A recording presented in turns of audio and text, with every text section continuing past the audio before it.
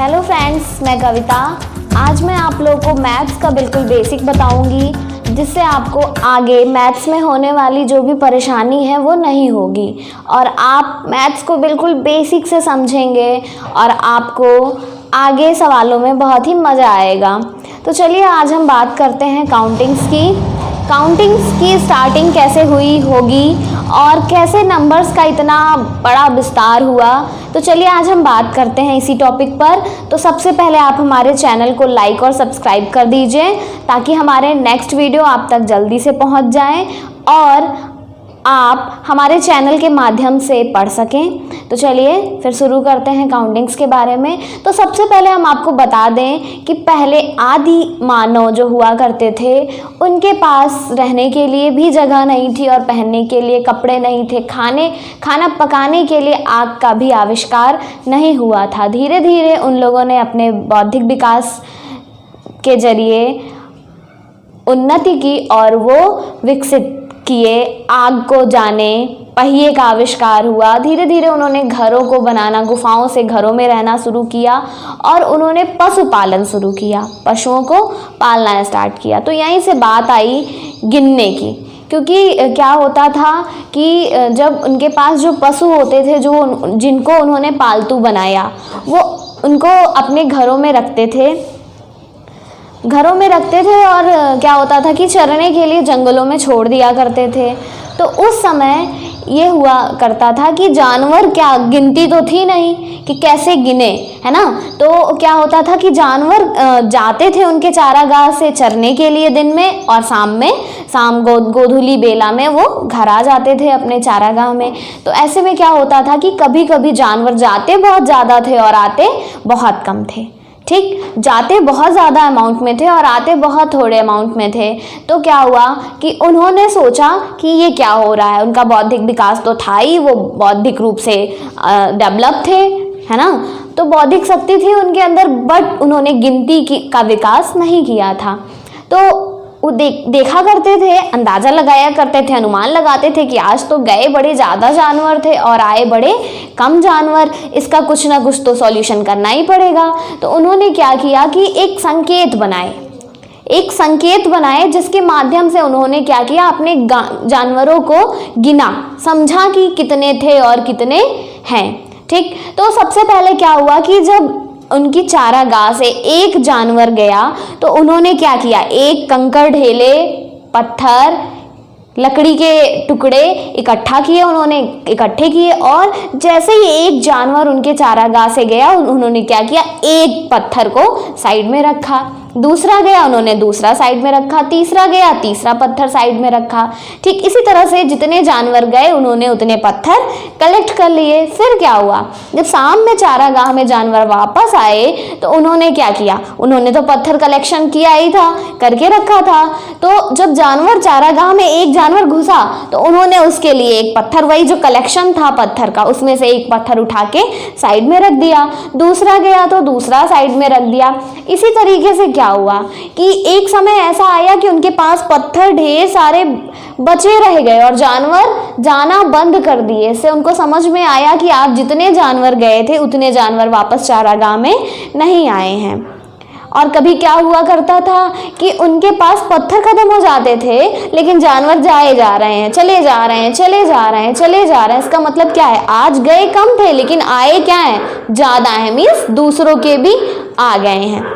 ठीक, तो सबसे पहला विकास यही था गिनती का। सबसे पहले काउंटिंग में उन आदि मानव लोगों ने यही संकेत का इस्तेमाल किया। आगे चलकर विकसित जब गिनती बनना शुरू हुआ तो इन्हीं संकेतों को नाम दे दिया गया, जैसे 1, 2, 3, 4, 5, 6 और ये क्या हो गई, हमारी काउंटिंग्स हो गई। तो चलिए अभी हम बात करते हैं स्टार्टिंग ऑफ काउंटिंग की। तो हमने बात कर ली कि शुरुआत कैसे हुई रही होगी, अनुमानता या कैसे विकसित हुई रही होगी संख्याएं, इसकी हमने बात कर ली। अब हम बात करते हैं आगे कि किसी भी दूसरे सब्जेक्ट से हम लिंक करके मैथ्स को कैसे पढ़ सकते हैं।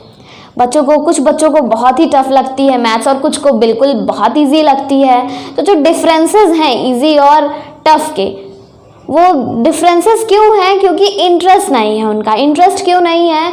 क्योंकि उनमें मज़ा नहीं आ रहा। जब तक किसी सब्जेक्ट को पढ़ने में मज़ा नहीं आएगा, तब तक अच्छा नहीं लगेगा, तब तक मार्क्स अच्छे ऑब्टेन नहीं होंगे। और आपको पता है, जब किसी चीज़ को पढ़ने में हम रुचि लेते हैं, इंटरेस्ट के साथ पढ़ते हैं, मनोरंजन के साथ पढ़ते हैं, तो वो सब्जेक्ट खेल खेल में पढ़ लेते हैं हम लोग। हर खेल में वो सब्जेक्ट आ जाता है। ठीक, तो चलिए अभी हम लिंक करते हैं दूसरे सब्जेक्ट से और मैथ से। तो चलिए देखिए, सबसे पहली चीज़, अगर आपको हिंदी पढ़नी है, तो आपको क्या पढ़ना होगा? सबसे पहले अगर आपको हिंदी पढ़नी होगी तो आपको वर्णमाला का ज्ञान होना बहुत ज़रूरी है। क्योंकि अगर आपको वर्णमाला आएगी तभी आप हिंदी जान पाएंगे, लिख पाएंगे, पढ़ पाएंगे। ठीक, और आपको अगर इंग्लिश जाननी है तो इंग्लिश में क्या होता है? हिंदी में वर्णमाला, इंग्लिश में अल्फ़ाबेट्स। अगर आपको अल्फ़ाबेट्स आ गए तो आप इंग्लिश जान गए। इंग्लिश में आप क्या बनाओगे? वर्ड्स बना लोगे, है ना। लेटर्स की हेल्प से आप वर्ड्स बना लेंगे, वर्ड्स की हेल्प से आप सेंटेंस बना लोगे, और जब आप वर्ड्स और सेंटेंस बना लोगे और पढ़ लोगे, फिर आपको इंग्लिश आ गई। क्योंकि इंग्लिश क्या है? वर्ड्स और सेंटेंस से ही फॉर्म किया गया है, और हिंदी क्या है? अक्षर है, अक्षर से शब्द बना और शब्द से वाक्य बना है। ठीक, अब इसी तरह से मैथ्स की अगर हम बात करें तो मैथ्स में अगर आप डिजिट्स जान गए, डिजिट्स जान गए तो आप पूरी मैथ्स जान गए। ठीक, तो चलिए अभी हम लोग थोड़ा सा लिंक करके पढ़ रहे थे तो उसको समझ लेते हैं। सबसे पहली चीज़ ये है कि अगर आप हिंदी जानते हो तो हिंदी के लिए आपको वर्णमाला जाननी होगी। वर्णमाला क्या है? एक संकेतांक है। हिंदी को पढ़ने के लिए जो संकेत विकसित किए गए हैं उन्हें क्या कहा गया? वर्णमाला कहा गया। ठीक, तो हिंदी के लिए जो संकेत है उसको वर्ण कहे गए। ठीक, ये क्या है? कोड है, जिसको आप लोग कोड बोलते हो। कहते नहीं, कोड के थ्रू हम एक कोड देते हैं आपको। ठीक, तो कोड के थ्रू आप क्या करते हो? कोई चीज़ डिकोड करते हो, उसको पढ़ते हो। ठीक, तो हिंदी में जो कोड्स है उसको क्या कहा गया? वर्णमाला कहा गया। ठीक, और वर्णमाला में टोटल कितने अक्षर होते हैं? तो 52 अक्षर होते हैं। तो हिंदी में जो कोड हैं वो कितने हैं? 52 कोड्स हैं। ठीक, और इंग्लिश के जो कोड्स हैं उसको क्या कहा गया? अल्फ़ाबेट्स कहा गया, जो A to Z है।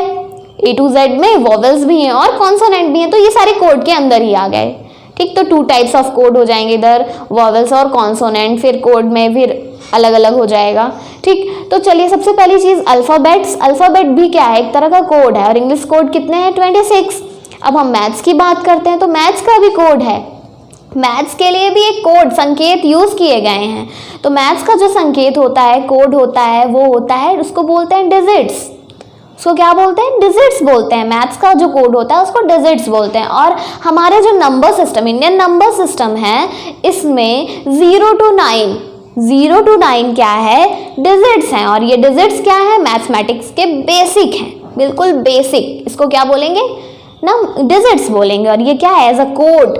अगर आप डिजिट्स जान जाओगे तो आप काउंटिंग्स इनफाइनाइट तक लिख लोगे। आप काउंटिंग्स कहाँ तक लिख लोगे? इनफाइनाइट तक। और मैथ्स विदाउट काउंटिंग कुछ नहीं है। मैथ्स अगर आपको कैलकुलेशन करना है तो आपको क्या चाहिए? काउंटिंग्स, नंबर्स चाहिए, है कि नहीं? नंबर्स के बगैर अगर आप जीना चाहोगे तो नहीं जी पाओगे। ठीक, तो मैथ्स का जो बेसिक है वो क्या है? कोड है। कोड क्या है? उस कोड को क्या बोलेंगे? डिजिट्स बोलेंगे। जो जिनकी संख्या कितनी है, जो कितने नंबर्स में है, वो 10 है। 0 to 9 अगर आप काउंट करेंगे 0 1 2 3 4 5 6 7 8 9, अब आप इसको काउंट करेंगे तो ये 9 नहीं होंगे, ये 10 होंगे। ठीक, हमारे नंबर सिस्टम में कितने डिजिट्स यूज़ किए जाते हैं तो आप क्या बताएंगे? 10 डिजिट्स। कौन कौन से? 0 to 9। ठीक, तो हमारे नंबर सिस्टम में जो कोड है उसको बोलते हैं डिजिट्स। कोड्स की हेल्प से, डिजिट्स की हेल्प से आप पूरे नंबर्स को फॉर्म कर सकते हो, बना सकते हो। ठीक, और आप पूरी मैथमेटिक्स को इन्हीं नंबर्स के बेसिस पे समझ सकते हो। कोई प्रॉब्लम होगी तो आप बिल्कुल कंसल्ट करिएगा। अब देखिए जो डिजिट्स हैं वो कितनी यूज़फुल हैं। 0 to 9 क्या है? डिजिट्स हैं, 0 1 2 3 4 5 6, और ये ही बहुत ही यूज़फुल हैं। हर एक कैलकुलेशन में इन्हीं का यूज़ हम करते हैं। सपोज दैट आपको सम करना है तो सम आप करते किसके हो? 25 + 15 आपको सम करना है, 25 प्लस 15 तो 2 और 5, 2 एक डिजिट है और 5 एक डिजिट है। जब दोनों डिजिट्स को हम कॉमा रिमूव करके इकट्ठे कर देते हैं तो क्या बन गया, नंबर्स बन गए, है ना। 2 और 5 क्या है, डिजिट्स है, और 2 और 5 की हेल्प से आपने कौन सा नंबर बनाया, 25, है ना। और कहा गया 15, तो 15 में एक डिजिट 1 है, दूसरा डिजिट 5 है, और इनकी हेल्प से आपने दोनों को कंबाइंड करके आपने क्या बना दिया, 15 बना दिया। कोई प्रॉब्लम नहीं। तो देखिए डिजिट्स की हेल्प से आप क्या बनाते हो, नंबर्स बनाते हो। अल्फ़ाबेट्स की हेल्प से आप क्या बनाते हो, वर्ड्स बनाते हो। वर्ण की हेल्प से आप क्या बनाते हो, वर्ण। अक्षर की हेल्प से आप क्या बनाते हो, शब्द बनाते हो। तो बेसिक कॉन्सेप्ट क्या है मैथ्स का, डिजिट है। डिजिट्स अगर आप जान गए तो आप नंबर फॉर्म कर लोगे, और नंबर फॉर्म करने के बाद आप मैथ्स की लॉन्ग कैलकुलेशंस को इजी वे में करके रख दोगे। ठीक, तो सबसे पहली चीज़ है कि आप इंटरेस्ट के साथ पढ़िए, कहानियों के माध्यम से सीखिए। ठीक, तो आप कहानियों के माध्यम से सीखते रहिए। और दूसरी चीज़ ये है कि बहुत ही जल्द जो भी बच्चों के लेवल के 8th लेवल के 6th लेवल के जो भी एंट्रेंस एग्ज़ाम के फॉर्म हैं वो बहुत ही जल्द आने वाले हैं, या कहें हम तो नवोदय विद्यालय प्रवेश परीक्षा कक्षा 6 का फॉर्म आ चुका है। तो आप सब इसको फिल कर सकते हैं। जो भी बच्चे 5th में अभी गए होंगे इस ईयर में, वो 5th में होंगे, वो बच्चे इसका फॉर्म फिल कर सकते हैं। और ऑफलाइन कोचिंग्स के लिए जब भी हमारी कोचिंग मौर्या कोचिंग के नाम से हम लोग ऑफलाइन पढ़ाते हैं तो आप बिल्कुल कंसल्ट कर सकते हैं। आप एडमिशन जैसे ही कोई निर्देश आता है गवर्नमेंट की तरफ से, यूपी गवर्नमेंट की तरफ से कि अब आप बच्चों को भेजा जा सकता है कोरोना महामारी के दौरान, तब तक आप ऐसे ही यूट्यूब्स के माध्यम से हमसे पढ़ते रहिए। आगे की क्लासेस हम बहुत जल्दी लेंगे। और नेक्स्ट टॉपिक हमारा होगा डिजिट्स को लेकर लीस्ट नंबर और लार्जेस्ट नंबर कैसे फॉर्म करना है, इस पर बात करेंगे। आज तो बेसिक क्लास थी इसलिए आज बस इतना ही। धन्यवाद।